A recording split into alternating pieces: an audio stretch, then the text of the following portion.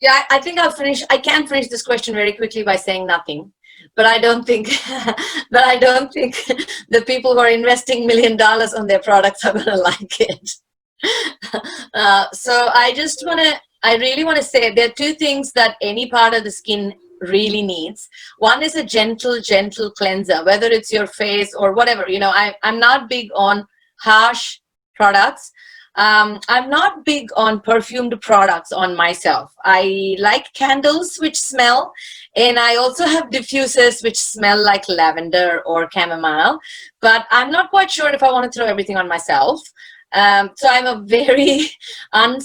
a very big voucher of very dermatologically tested, pH neutral, unscented products, whether it's for your skin or your vaginal area or anything. And like I said, less is enough for your vaginal area. You don't have to do more. You don't have to really harass the area at all. I have a few no-nos for it because I mean, there's a big market of vaginal products now. So there's like foam washes, and then there is like, I think some washes I was seeing the other day, they said, well, use it during your shower in the morning, and then you can use it between lunchtime in the office, and then you can use it when you come home. Honestly, if you're washing your vagina with a product 4 times a day, it's going to become so dry, so itchy by the end of a week. And I am sure you are going to feel like you got something from somewhere and you're going to freak out.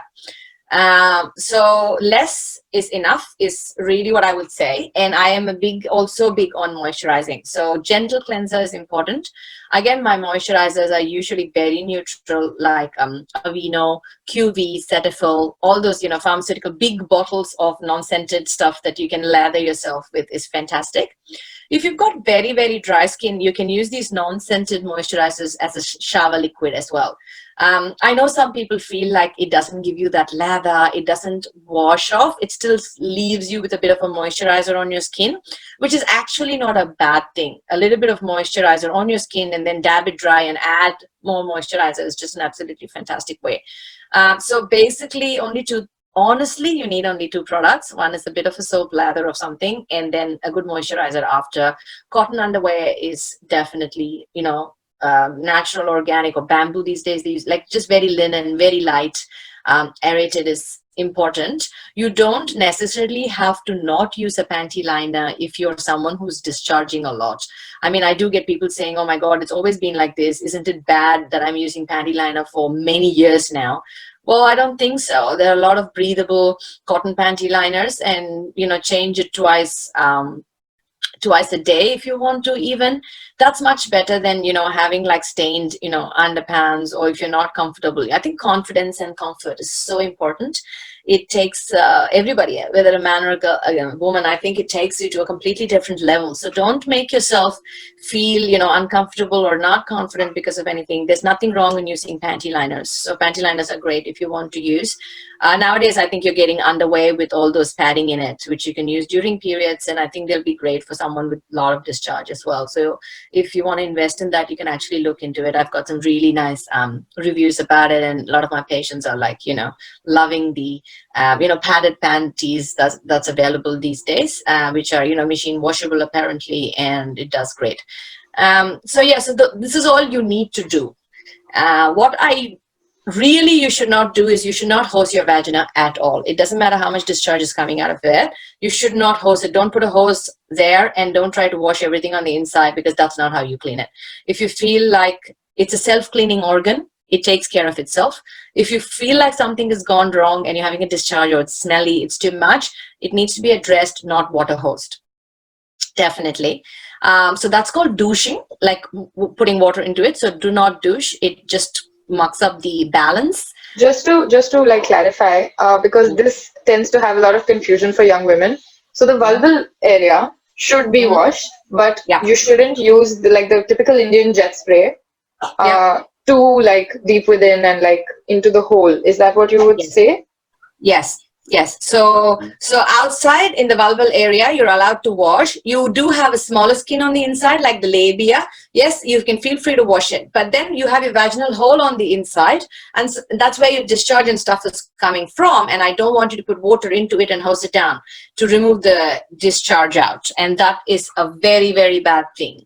And it's called douching, and that is definitely not a good thing. It spoils the pH level of your vagina, which then grows bad thing like other organisms, and then the smell increases, and then you feel like, oh, I should wash it more, and then you're doing the same thing. So it's like a cycle. It goes like a cycle, and you can never get back the balance till you understand that the washing is what is actually causing that smell, because you're destroying the lactobacillus in it, and there's no lactic acid. One more And question. Sorry. yes, yes, yeah, But no, no, so no, okay, go for it. if you are using like the Indian jet spray thing, and then Yeah, you've made sure to sort of be particular and clean your vulval area at least once a day, etc. Uh, yeah. and you're not hosing. So in order to make sure that the area remains dry after that, right? Because at that point you've just finished going to the bathroom. So would you recommend toilet paper to dry up, or I think it depends on towels? where you are, obviously, right? Like if you're in a restaurant, you have. I don't want. I mean, I never recommend people to wipe. So no wiping, right? Okay. So wherever you are, if you're using toilet paper, you fold the toilet paper, you dab, and that's it. It's okay if it's toilet paper, because if you're in a restaurant, if you're outside, and if toilet roll is what is available, you just dab. You don't wipe, right? This at home, sit on your towel, put on your underpants. Just dab. That's all you need to do. You need to dab. So just like the There's way people say that you shouldn't like be scrubbing your face with a towel, yes, yes, the same. just dab, right? Yeah. Yes. Yeah, that's exactly how you Okay. need to do it down there. Because like you said, if you're in a habit to wash it every time, and if you're going to wipe it every time, it's rough. You must understand that that skin is so thin. That's why with so much of friction, it even changes color. That's why it's a darker color than most of the skin in our body. It's a very thin and a very light and a very, very sensitive skin, which is constantly under some kind of moistness all the time. So along with my no products, so definitely no douching. And the other things is, so when we're coming to color, people always worry that it is a different color, or people look at porn, or people look at other images of supermodel wearing a bikini with, everything done. A lot of it can be photoshopped, to be honest, these days. So I don't think that's natural. Porn is just unnatural. It's like watching Avengers and thinking you can really jump off a building. So that's porn. It's like Spider-Man. I always think you cannot fly off a building and put webs around. That's like, yeah, that's wow, and nobody's coming upside down to kiss you, and that's for sure. So it's like that, right? So your porn's like that. People, the way they look, the size of the penises, or how the vagina, it's all made up. It's all fake.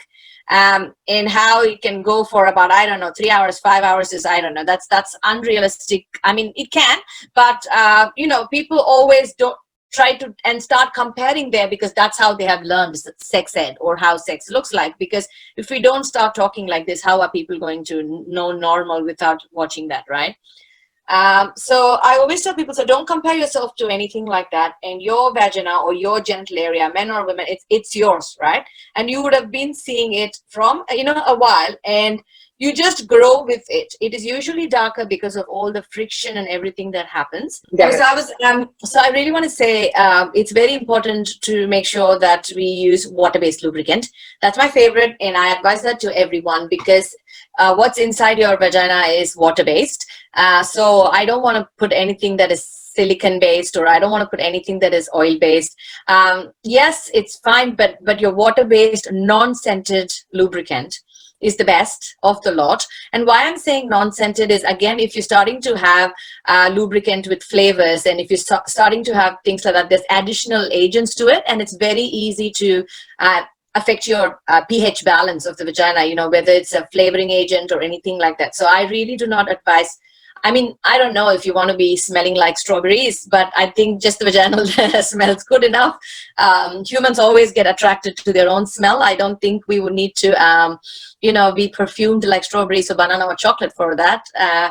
matter. And there's also it's interesting you asked, there's also granulated lubes, which those sparkly things inside, it has sparkles in it, and I don't think that is necessary at all. And there's also a glow in the dark lubricant, which I don't think, yes, it's all very it's all, something is in there to What is glow the in the dark, purpose and of I don't that? want that to go into my vagina. Definitely. Oh. So there's so much out there for marketing. Yes, I don't know, you can buy some glow in the dark lube and put it on the bed or something, but I don't think I want it to go into the vagina. So my really recommend, I think water-based is the best. So definitely use them.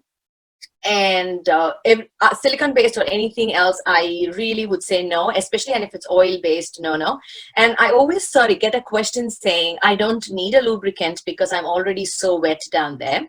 But what I really want to say is, even if you're wet down there, if you're using a condom or something like that, like a lot of the people use saliva for lubrication down there as well, but saliva is water-based again. So water is not a great lubrication for condoms because they're rubber and they actually tend to break them. So you will start noticing more condom breaks and stuff like that if you're not using enough lubricant or there is not lubrication. So it doesn't matter how wet you are there. Using a lubricant is actually wouldn't do any damage. If anything, it will just make it a bit more smoother and not affect the skin inside your vagina. It will not affect the pH in it. So water-based lubricant is fantastic.